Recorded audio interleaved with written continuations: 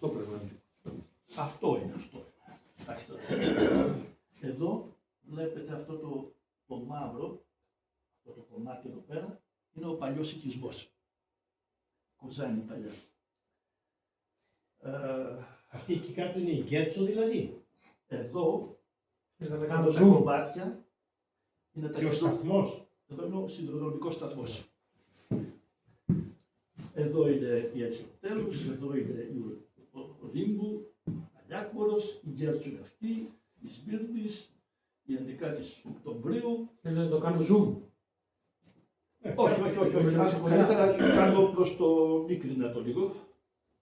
Μίκριση κάνε λίγο να το... εντάξει, καλά είναι. Νομίζω ότι ναι. Εδώ το έχουμε ωραία. Αυτό. Εντάξει τώρα. Θα πάμε στην εποχή του 1920. Δηλαδή μετά την απελευθέρωση των ελληνικών πόλεων, του ενδιάμεσου χώρου δηλαδή, που λέγαμε τότε, της Βόρειας Ελλάδας. Ένα σημαντικό στοιχείο του ελληνικού κράτους είναι ότι από την αρχή του το πρώτο πράγμα που έκανε ήταν να σχεδιάζει τις ελληνικές πόλεις.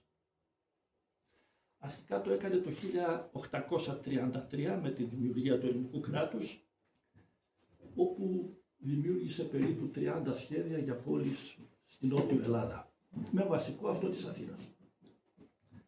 Αυτά τα σχέδια είχαν όλα ιδεολογική χρειά, όχι λειτουργική. Δεν το έκαναν για οικονομικούς λόγους, αλλά γιατί ήθελαν να δείξουν μέσω του σχεδιασμού, μέσα από τις γραμμές δηλαδή, και τα τοπόσημα που επέλεγαν, μια εθνική ταυτότητα. Ήθελαν να ανατρέψουν δηλαδή τον παλιό Οθωμανικό που λέγανε σχεδιασμό, που δεν ήταν Οθωμανικός, αλλά εν πάση περιπτώσει, και να προβάλλουν μια νέα αισθητική, που η αισθητική ήταν κομμάτι μιας ιδεολογίας. Δηλαδή που θα έδειχνε τι είναι ελληνικό, την ελληνικότητα. Το ρόλο αυτόν αρχικά τον ανέλαβαν οι Βαβαροί, οι οποίοι είχαν επεξεργαστεί την ελληνική αρχαιότητα στα εκπαιδευτήριά τους, στα σχολεία τους τότε, και δημιούργησαν τον νεοκλασικισμό. Δηλαδή ένα σώμα στελεχών, απόψεων κλπ, τα οποία ήρθαν και εφάρμοσαν στην Ελλάδα. Ο νεοκλασικισμός τι ήταν στην πραγματικότητα? Ήταν η ανάδειξη από το αρχαίο παρελθόν της Αθήνας ως την κορυφαία στιγμή του αρχαίου ελληνικού κόσμου, του αρχαίου κόσμου μάλλον. Γιατί με τον κλασικισμό ήταν η Ρώμη.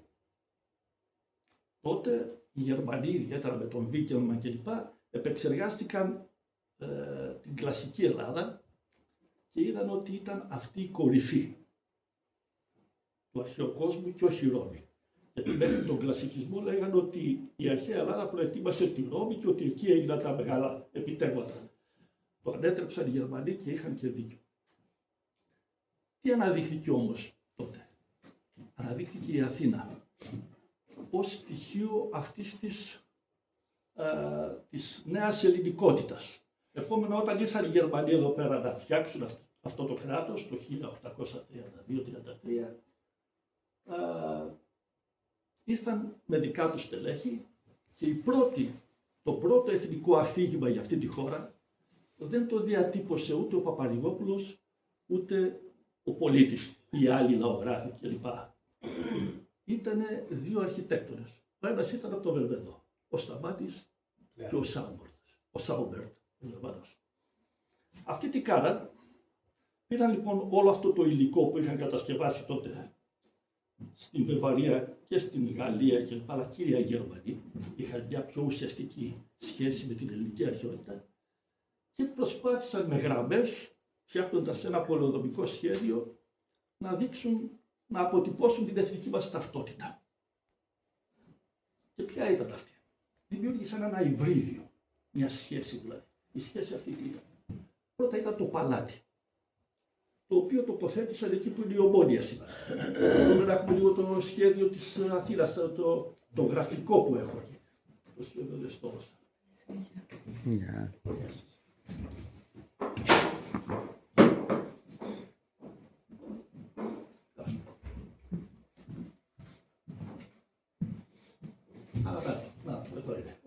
Μισό λεπτό. Αυτό έχει σαν όλα. Όχι, θα το φέρουμε. Ωραία, αυτό είναι.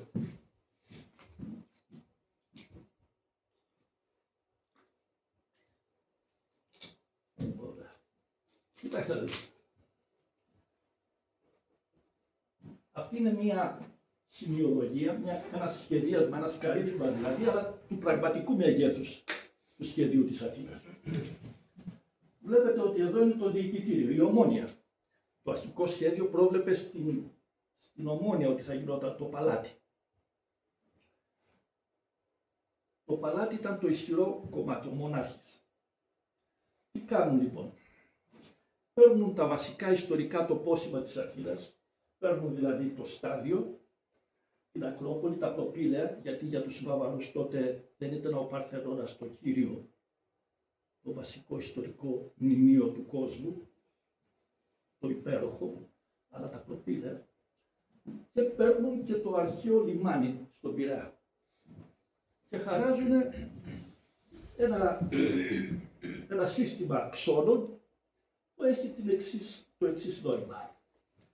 Πρώτα απ' όλα η στόχευση της οδού Αθηνάς, εδώ είναι η οδός Αθηνάς, που στοχεύει, αν πάτε στην Αθήνα και καθίσετε στην Ομόνοια, θα δείτε ότι στοχεύει στα προπήλαια στην Ακρόπολη.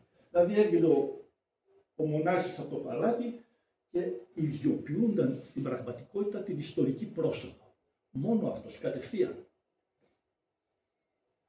Δηλαδή τι ιδιοποιούνταν, τι θα πει ιδιοποίηση, ότι κοιτάξτε να δείτε ότι εγώ είμαι αυτός ο συνεχιστής του μεγάλου παρελθόντος. Από την άλλη έχουμε την οδό σταδίου, η οποία ακριβώς στοχεύει στο στάδιο. Έρχεται σαν προέκταση του σταδίου. Εδώ πάνω βάζουν όλα τα κτίρια τα πνευματικά τότε. Εδώ είναι η πλατεία των Χρυσών κλπ. Ουσιαστικά εκεί γίνεται η επεξεργασία της εθνικής ιδεολογίας, αυτά τα πνευματικά κτίρια που λέμε, το οδείο, το θέατρο, τα πανεπιστήμια κλπ. Δηλαδή αυτά επεξεργάζονται την εθνική ιδεολογία, πάει στο παλάτι και το παλάτι σαν νομιμοποιητικός παράγοντας της ιστορικής συνέχειας και προσόδου, που τη δίνει ακριβώς αυτή η σχέση με την Ακρόπολη, μετά την διοχετεύει όλη αυτή την εθνική ιδεολογία, δηλαδή ουσιαστικά την οπτική και τη θέληση της εξουσίας, την διοχετεύει μέσω ενός διοικητικού άξονα προς το λιμάνι, στον Πειραιά. Και από εδώ, επειδή τότε η χώρα ήταν ακόμα νησιωτική, πηγαίνει σε όλα τα μέρη.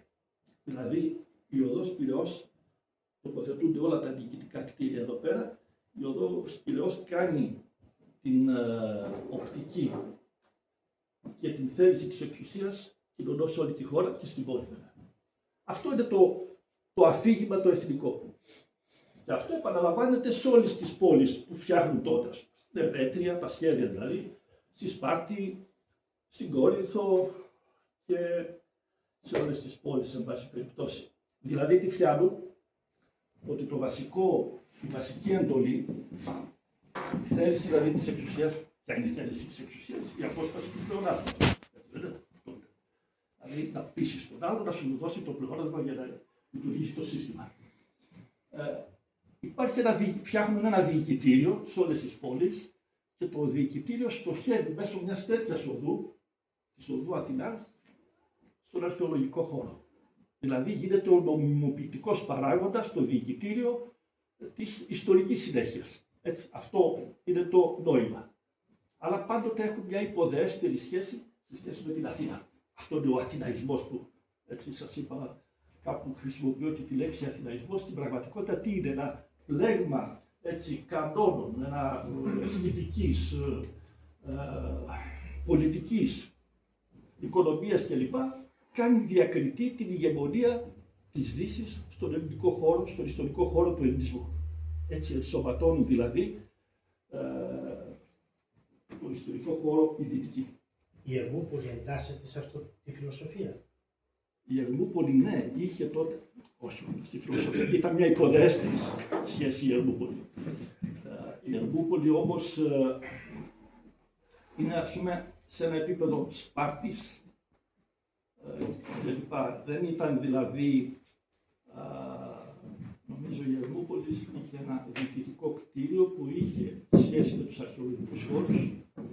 Ναι, Παρ' όλα αυτά όμως η Ερβούπολη αναπτύχθηκε περισσότερο σαν εμπορικό κομμάτι. Δηλαδή σαν ο σταθμός ο εμπορικός τότε του βασιλείου. Ναι, είναι όλες αυτές οι πόλεις πρέπει να είναι δεμένες με αυτό το πράγμα, αυτόν τον άξονα.